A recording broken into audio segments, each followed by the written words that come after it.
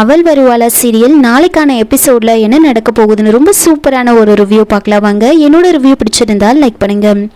மனிஷா லக்ஷ்மி கிட்ட சொல்கிறாங்க, ஆமாம் நான் மித்ராவை தான் லவ் பண்ணுறேன், மித்ராவும் என்ன தான் லவ் பண்ணாரு, நான் நீரஜை லவ் பண்ணவே இல்லை, மித்ராவை தான் நான் கல்யாணம் பண்ணிக்கணும்னு நினச்சேன், நீரஜை கல்யாணம் பண்ணிக்கணும்னு நினைக்கல. அன்னைக்கு அந்த நிச்சயதார்த்தத்தில் தேவையில்லாமல் உன்னோட தலையீடு இருந்ததுனால தான், உன்னோட பைத்தியக்காரத்தனத்தினால தான் நீரஜை கல்யாணம் பண்ணிக்கிறதுக்கு நான் ஒத்துக்க வேண்டிய சூழ்நிலை ஆயிடுச்சு.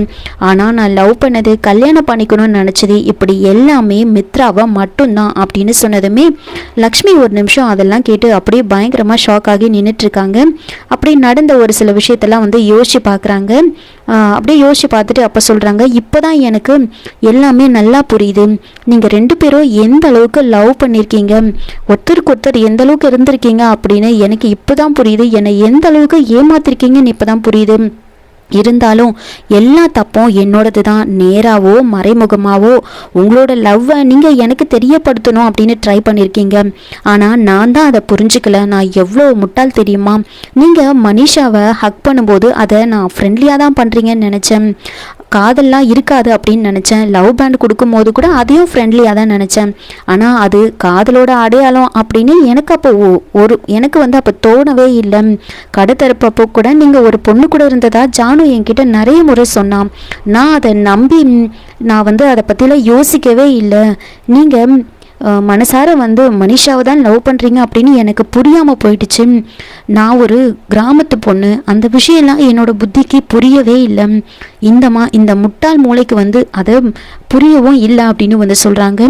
நான் உன்னை ஒரு தோழியாகவும் ஒரு தங்கச்சியாகவும் தான் பார்த்தேன், அப்படி இருக்கும்போது என்னோட வாழ்க்கையில் நீ இப்படி அநியாயம் பண்ணியிருக்கியே, ஏற்கனவே கல்யாணம் ஆன ஒருத்தரை காதலிக்கிறது தப்புன்னு கூட உனக்கு தோணலையா, கல்யாணத்துக்கு அப்புறம் காதலிக்கிறது அவனோட பொண்டாட்டிக்கு அநியாயம் நடக்கும் அப்படின்னு கூட உனக்கு தோணலையா, உன்னால் இன்னொரு பொண்ணோட வாழ்க்கை நாசமாகுதுன்னு கூட நீ யோசிக்கலையா அப்படின்னு கேட்குறாங்க மனிஷாவை பார்த்து. அதுக்கப்புறம் மித்ரா கிட்ட போயிட்டு, எனக்கு ஏன் இத்தனை ஏமாற்றம், என்னையே இந்த அளவுக்கு ஏமாத்துனீங்க, நான் உங்களை எந்த அளவுக்கு காதலிக்கிறேன்னு தெரியுமா, நான் மனிஷாவை தான் லவ் பண்ணுறேன், உங்ககிட்ட எனக்கு எந்த லவ்வும் இல்லை அப்படின்னு ஒரு வார்த்தை சொல்லியிருந்தான், நானே தியாகம் பண்ணி உங்கள் 2 பேருக்கும் கல்யாணம் பண்ணி வச்சுருப்பேனே, சரி எனக்கு ஒரே ஒரு வார்த்தை சொல்லுங்கள், நான் உங்களுக்கு மனைவியாக இருக்க தகுதி இல்லையா, என்னோட காதல் உங்களுக்கு போதாதா, அதனால தான் இன்னொரு பொண்ணை நீங்கள் தேர்ந்தெடுத்திருக்கீங்களா, அப்படி என்னோட காதலில் என்ன குறை எனக்குள்ளே இருந்துச்சு அப்படின்னு சொல்ல,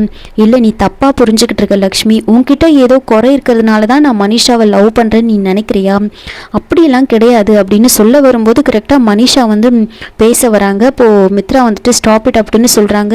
லக்ஷ்மிக்கு உண்மை தெரியணும், இல்லைன்னா அவள் தனக்குள்ளே ஏதோ குறை இருக்குன்னு அவளே நினச்சிப்பா அப்படின்னு சொல்ல, அப்போ மனிஷா சொல்கிறாங்க, உண்மை என்னென்னா நாங்கள் 2 பேரும் உன்னோட கல்யாணத்துக்கு முன்னாடியிலேருந்தே லவ் பண்ணுறோம், அதுக்கு முன்னாடியே நாங்கள் 2 பேரும் கல்யாணம் பண்ணிக்கணும்னு நினச்சோம், நாங்கள் 2 பேரும் கல்யாணத்துக்கு முன்னாடியே லவ் பண்ணுற விஷயத்த அப்படியே மனிஷா சொல்லிடுவாங்க. லக்ஷ்மி இன்னும் கோவமாயிடுறாங்க, அப்படியே ஷாக் ஆகிடுறாங்க. மனிஷா சொல்கிறது உண்மையா, அப்போ நம்மளோட கல்யாணத்துக்கு முன்னாடியே நீங்கள் லவ் பண்ணியிருக்கீங்களா, அப்படி இருக்கும்போது என்னையே நீங்கள் கல்யாணம் பண்ணீங்க, எனக்கு மனைவின்ற இடத்த ஏன் கொடுத்தீங்க, மனிஷாவை கல்யாணம் பண்ணிக்கிறதுக்கு அந்த அளவுக்கு நீங்கள் 2 பேரும் லவ் பண்ணியிருக்கீங்க, அப்படி இருக்கும்போது என் கழுத்தில் நீங்கள் ஏன் தாலி கட்டினீங்க அப்படின்னு கேட்குறாங்க.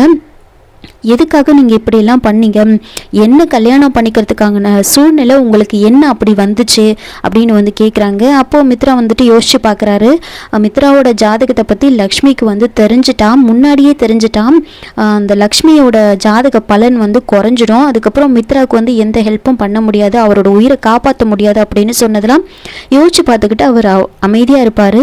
எப்படி இருந்தாலும் ஒருத்தர் காதலிச்சு கல்யாணம் பண்ணிக்கணும்னு நினச்சிருக்கீங்க, ஒரு பொண்ணோட வாழ்க்கை நாசமாகணும்னு கூட நீங்கள் நினைக்கல, உங்களோட வாழ்க்கையில் அந்த பொண்ணு உங்களையே உலகம் நம்பி வந்திருக்கா, அவளுக்கு நீங்கள் இந்த மாதிரி துரோகம் பண்ணணும்னு நினச்சிருக்கீங்களே, உங்களுக்கு அதெல்லாம் கொஞ்சம் கூட யோசிக்கலையா நீங்கள் அப்படின்னு லக்ஷ்மி கேட்குறாங்க.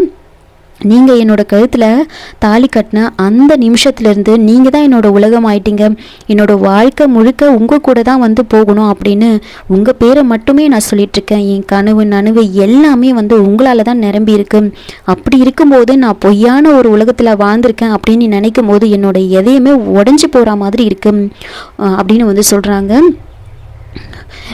என்னோட காதில் எனக்கு முன்னாடியே வந்துட்டு இன்னொரு பொண்ணோடு நீங்கள் வந்து அதை ஷேர் பண்ணியிருக்கீங்க அப்படின்னு எனக்கு நினைக்கும் போதே வந்துட்டு எனக்கு அவ்வளோ கஷ்டமாக இருக்குது அப்படின்னு வந்து ரொம்ப ஃபீல் பண்ணி வந்து லக்ஷ்மி வந்து பேசுகிறாங்க.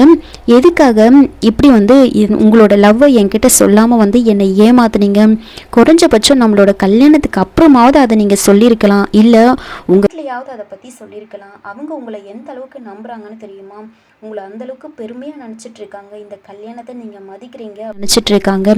இதை பற்றி அவங்களுக்கு தெரிஞ்சா அவங்க எந்த அளவுக்கு கஷ்டப்படுவாங்கன்னு உங்களுக்கு தெரியுமா? சொல்ல உடனே மனிஷா சொல்ல விஷயத்தில் நீ கவலைப்பட வேண்டாம் லக்ஷ்மி, எங்களோட லவ்வை பற்றி அவங்களோட குடும்பத்துக்கு மொத்த பேருக்கும் தெரியும். எந்த அளவுக்கு லவ் பண்ண அப்படின்னு அவங்க எல்லாருக்குமே தெரியும். ஒருத்தர் விட்டு வாழ முடியாதுன்றால் அவங்களுக்கு எல்லாமே தெரியும். அந்த இருக்கிற ஒவ்வொரு அறைக்கும் சுவத்துக்கும் தெரியும் அப்படின்னு வந்து சொல்கிறாங்க. அந்த விஷயம் கேட்டதுமே இன்னும் லக்ஷ்மி அப்படியே ஆகுறாங்க. அவங்க வீட்டில் பேசின வீட்டோட மருமக கிடையாது, மக மாதிரி அப்படின்லாம் வந்து சொன்னதில் வந்து நினச்சி பார்த்துக்கிட்டு ரொம்ப ஃபீல் பண்ண இதெல்லாம் நினச்சிட்டு அப்படியே மித்ராவை பிடிச்சி இழுத்துட்டு போகிறாங்க. விநாயகர் முன்னாடி நிற்க வைக்கிறாங்க. இந்த விநாயகர் மேலே சத்தியம் பண்ணி சொல்லுங்கள், மனிஷா சொல்கிறது உண்மையா? உங்களோட லவ்வை பற்றி உங்கள் வீட்டில் இருக்கிறவங்களுக்கு நம்மளோட கல்யாணத்துக்கு முன்னாடியே தெரியும் கேட்க வந்து தெரியும்னு சொல்கிறாங்க. தெரியும்னு சொன்னதுமே லக்ஷ்மி ரொம்ப கோவத்தோடு வந்துட்டு அங்கேருந்து வேகமாக நடந்து போகிறாங்க. அப்படியே வந்து கீழே விழுந்துருவாங்க. அப்போது மித்ரா வந்து பிடிக்கிறதுக்காக போகிறாங்க. ஆனால் கிட்ட வராத, தொடாதீங்க அப்படின்னு சொல்லிட்டு அங்கேருந்து ரொம்ப வேகமாக லக்ஷ்மி வந்து நடந்து போகிறாங்க. இன்னொரு பக்கம் வீட்டில் எல்லாரும் வந்துட்டு மித்ராவுக்கு கால் பண்ணி பார்ப்பாங்க. ஃபோன் ஸ்விட்ச் ஆஃப்னு வருது, எனக்கு ரொம்ப பயமாக இருக்குது அப்படின்னு சொல்கிறாங்க. உடனே விவேக் மித்ராவை பற்றி ஏதாவது தகவல் தெரிஞ்சதா அப்படின்னு எங்கே போனாங்கன்னு தெரியலையே, மித்ராவை கூட்டிகிட்டு வரேன்னு போன லக்ஷ்மி என்னான்னு தெரியல அப்படின்லாம் வந்து சொல்லிட்டு இருக்காங்க.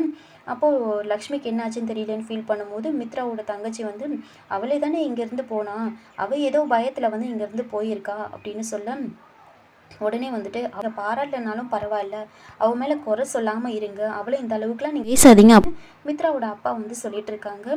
ஹன்சிகா வந்துட்டு ரொம்ப மோசமாக பேசுவாங்க, உன்னோட பேச்சு சரி கிடையாது அப்படின்னு அவங்களையும் வந்து வார்ன் பண்ணிட்டு இருப்பாங்க. கொஞ்ச நேரத்தில் வந்துட்டு லக்ஷ்மி அங்கே வராங்க. அப்படியே பயங்கர கோபத்தோடவும் வந்து அங்கே நடந்து வராங்க. பின்னாடியே வந்துட்டு மித்ராவும் மனிஷாவும் வராங்க. லக்ஷ்மி வந்ததுமே வந்துட்டு அப்படியே கல்யாணத்துக்கு முன்னாடி அவங்களுக்கு அந்த லவ் பற்றி தெரியும் அப்படின்னு சொன்னதெல்லாம் நினச்சி பார்த்துக்கிட்டு அவங்க பேசுறதெல்லாம் அப்படியே காதில் கேட்டுட்டு எந்த பதிலும் சொல்லாமல் ஒரு நிமிஷம் அவங்கள அப்படியே பார்த்துட்ருக்காங்க. இதோட இந்த ரிவ்யூ வந்து முடியுது. என்னோட ரிவ்யூ பிடிச்சிருந்தா லைக் பண்ணுங்கள், மறக்காமல் சப்ஸ்கிரைப் பண்ணுங்கள். தேங்க்யூ.